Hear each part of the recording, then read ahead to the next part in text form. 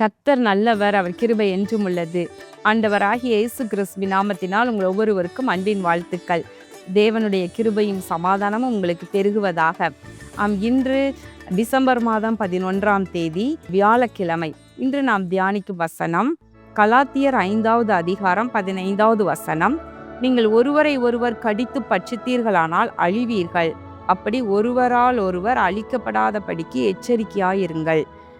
இங்கு பவுல் அழகா கலாத்தியருக்கு எழுதுகின்றார், நீங்கள் ஒருவரை ஒருவர் கடித்து பட்சிப்பீர்களானால் அழிந்து போவீர்கள் என்று சொல்லுகின்றார். கலாத்தியர்ல உள்ள இந்த விசுவாசிகள் அந்த நாட்கள்ல ஒருவேளை ஒருவருக்கொருவர் சண்டை பண்ணி ஒருவருக்கொருவர் கோபமாக வைராக்கியமாக இருந்திருக்கக்கூடும். இது கலாத்தியருக்கு மாத்திரம் அல்ல, பொதுவான உள்ள சபைக்கு இன்றைக்கு நமக்கு நேராக கடந்து வருகின்றது, தேவ ஜனத்திற்கு நேராக. பிரியமானவர்களே, நம்ம சிறு வயதிலேயே எல்லாரும் ஒரு கதையை நம்ம படிச்சிருப்போம். நம்ம சிறு பிள்ளைகளாக இருக்கும்போது, அதாவது 4 மாடுகள் ஒரே இடத்துல சேர்ந்து வயல்ல மேய்ந்து கொண்டிருக்குமா. அப்போ ஒரு சிங்கம் பார்க்கும் பொழுது, அது தன் இரை தேடி வரும் பொழுது, இந்த மாடுகள் எல்லாம் சேர்ந்தே 4 மாடுகளும் இரை மேய்ந்து கொண்டிருக்கும் போது, அந்த சிங்கத்தால எந்த மாட்டையும் அடித்து கொன்று போட முடியாமல் ஒவ்வொரு முறை வரும்போது அந்த 4 மாடுகளும் சேர்ந்து சிங்கத்தை விரட்டி விட்டுருமா.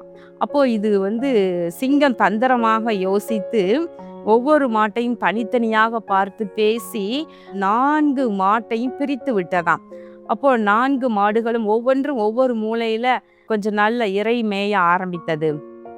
அப்போ அழகா அந்த சிங்கம் ஒரு நாளைக்கு ஒரு மாடு என்று சொல்லி, அல்லது ஒரு குறிப்பிட்ட தினங்களுக்கு ஒரு மாடு என்று சொல்லி ஒவ்வொரு மாடாக அடித்து கொன்று போட்டதை வேடிக்கையாக கதை சொல்வாங்க. ஏன்னா நீங்க ஒற்றுமையா இருங்க என்று சொல்லி சிறு பிள்ளைகளுக்கு சொல்லி கொடுக்கும் பொழுது, அப்போ எல்லாருக்குள்ளேயும் ஒரு மனது, தேவ ஜனத்திற்குள்ளாக ஒரு மனது இருக்கும் பொழுது, நமக்கு விரோதமாக இருக்கிற ஒரே சத்துரு அந்த சிங்கம் மாதிரி இன்னைக்கு பிசாசாகிய சத்துரு தான், ஒரே சத்துரு தான் நம்ம எல்லாருக்கும் எதிராக கிரியை செய்து கொண்டிருக்கின்றான்.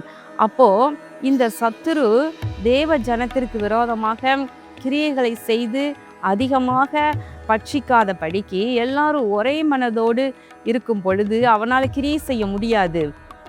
ஏனால் பரிசுத்த ஆவியானவர் ஒரு மனதோடு நாம் செயல்படும் போது நமக்குள்ளே உலாவி வல்லமையான காரியங்களை அவர் செய்வார்.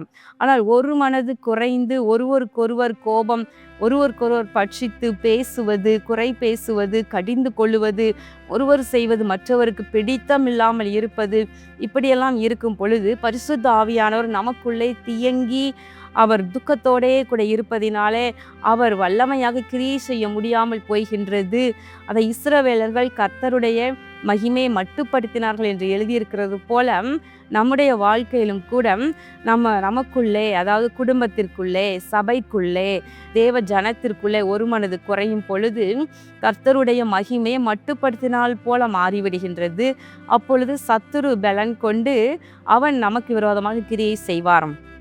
அதோடு வசனம் அழகாய் சொல்லுகிறது, நீங்கள் ஒருவரை ஒருவர் கடித்து பட்சிப்பீர்கள், ஆனால் அழிந்து போவீர்கள் என்று சொல்லப்படுகின்றது.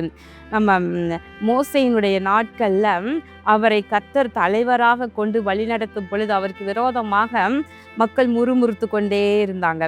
நம்ம பார்க்குறோம், எப்போ பார்த்தாலும் முறுமுறுப்பு, எப்போ எதை செய்தாலும் அது இல்லை இது இல்லை என்று முறுமுறுப்பு. மற்றும் மோசேக்கும் ஆரோனுக்கு விரோதமாக முறுமுறுப்பு. கோராகு, தாத்தான், அபிராம் என்ற கூட்டமெல்லாம் எழும்பிக் கொண்டே இருந்தது, முறுமுறுத்து கொண்டே இருந்தது. இப்போ நம்ம பார்க்கும் பொழுது பார்க்குறோம், இப்படி முறுமுறுத்து கொண்டே இருந்தபடினால ஆண்டவர் விசனப்பட்டு 20 வயதிற்கு எகிப்திலிருந்து புறப்பட்ட ஜனங்கள்ல 20 வயதுக்கு மேல் உள்ள எல்லாரையுமே வனாந்தரத்திலே அழித்து போட்டதை பார்க்கின்றோம். அதனோட கோராகு கூட்டமெல்லாம் அப்படியே பூமி பிளந்து விழுங்கி போட்டது என்று பார்க்கின்றோம். பிரியமானவர்களே, ஒருவரை ஒருவர் கடித்து பட்சிப்பது என்பது இன்றைக்கு அந்த நேரத்தில் உங்களுக்கு சாதாரணமானதாக தெரியும். இன்றைக்கு நீங்கள் விசுவாசிகளை அல்லது ஊழியர்களை, போதகர்களை நீங்கள் அழகா நீங்கள் பொழுதுபோக்காக அவர்களிடம் இருக்கிற குறைகளை பெரிதுபடுத்தி லென்ஸ் வைத்து பார்த்து ஆண்டவருக்கு தான் ஒரு பெயர் உண்டு, இல்லாதவைகளை இருக்கிறவைகளை போல அழைக்கிற தேவன் என்று. அந்த ஒரு பெயரை நீங்கள் எடுக்கணும்னு நினைக்கிறீங்க இல்லையா? அதை இல்லாத ஒன்றை இருக்கிறது போல அழகா பேசி அதை பெரிதாக்கி மற்றவர்களை குற்றப்படுத்தி வெசனப்படுத்தி வேதனைப்படுத்தி அதனால சந்தோஷப்படுற ஒரு ஒரு வாழ்க்கை ஒருவருக்கு இருக்கக்கூடாது. அப்படி நம்ம ஒருவருக்கொருவர் தேவ பிள்ளைகளுக்கு விரோதமாக பேச பேச பேச வல்லமையாக கர்த்தர் வெளிப்பட முடியாது. தேவனுடைய ராஜ்யம் கட்டப்பட முடியாது. அது நாம் அழிந்து போவதற்கே ஏதுவாக்கும் என்று வசனம் சொல்லுகிறது. எனவே நாம் அதுக்கு முந்தின பாருங்கள், பின்னும் நான் சொல்லுகிறது என்னவென்றால், ஆவிக்கேற்றபடி நடந்து கொள்ளுங்கள், அப்பொழுது மாம்ச இச்சையை நிறைவேற்றாதிருப்பீர்கள். மாம்சம் ஆவிக்கு விரோதமாகவும் ஆவி மாம்சத்திற்கு விரோதமாகவும் இச்சிக்கிறது. நீங்கள் செய்ய வேண்டும் என்றிருக்கிறவைகளை செய்யாதபடிக்கு இவைகள் ஒன்றுக்கொன்று விரோதமாய் இருக்கிறது. இப்போ மாம்சத்தின் கிரியைகள் வெளியரங்கமாக இருக்கின்றன என்று சொல்லி அதெல்லாம் என்னென்ன மாம்சத்தின் கிரியைகள் என்று சொல்லி அழகாக எழுதப்பட்டிருக்கிறது. அப்போ நம்ம ஆவிக்கேற்றபடி நடப்போமானால் இப்படி நம்ம ஒருவரை ஒருவர் கடிந்து பட்சித்து கொள்ள மாட்டோம், கடிந்து பேச மாட்டோம், விரோதிக்க மாட்டோம். ஆவிக்குரியபடி நடக்கும் பொழுது ஒரு நிதானம், ஒரு தெளிவு, மற்றவர்களை மன்னிக்கிற தன்மை, விட்டு கொடுக்கிற தன்மை, பொறுமை, ஆவியின் கனி இதெல்லாம் நமக்குள்ள வந்து விடுறதுனால நம்ம எல்லாருக்குள்ளேயும் சகிப்புத்தன்மையும் அன்பும் சமாதானமும் பெருகும் பொழுது இப்படி இராதபடிக்கு தேவ ராஜ்யம் அழகாய் கட்டி எழுப்பப்படும். கண்களை மூடி ஜெபம் பண்ணுவோமா? எங்கள் அன்பின் பரலோக பிதாவே, இதோ இந்த நாளிலும் நாங்கள் தியானித்த உடைய வார்த்தையின்படி கர்த்தாவே, தேவ பிள்ளைகள் தங்கள் வாழ்க்கையில ஆண்டவரே குடும்பத்தின் ஆனாலும் சரி, ஆண்டவரே மற்ற வெளியிலே இருந்தாலும் சபையிலே இருந்தாலும் சரி, எங்கிருந்தாலும் ஆண்டவர் ஒருவருக்கொருவர் பகைமை பாராட்டி விரோதித்து ஒருவரை ஒருவர் ஆண்டவரே அப்பா குற்றப்படுத்தி அப்படியே இராத படிக்கு ஒருவர் செய்கிற தவறுகளை ஆண்டவரே பொறுமையாய் சகித்து ஒருவரோடு ஒருவர் அன்பாக ஆண்டவரே சாந்தத்தோடு சகிப்புத்தன்மையோடு வாழ்ந்திருக்க நீர் கிருபை செய்வீராக. ஆவியின் கனியினால் ஒவ்வொருவரை நிரப்புங்க ஆண்டவரே. தேவ ராஜ்யம் தடையில்லாமல் கட்டப்படுவதற்கு ஒவ்வொருவரும் தங்களால் இயன்ற அளவுக்கு முயற்சி செய்வார்களாக.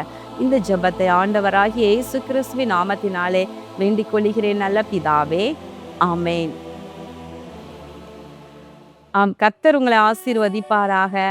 ஆமேன்.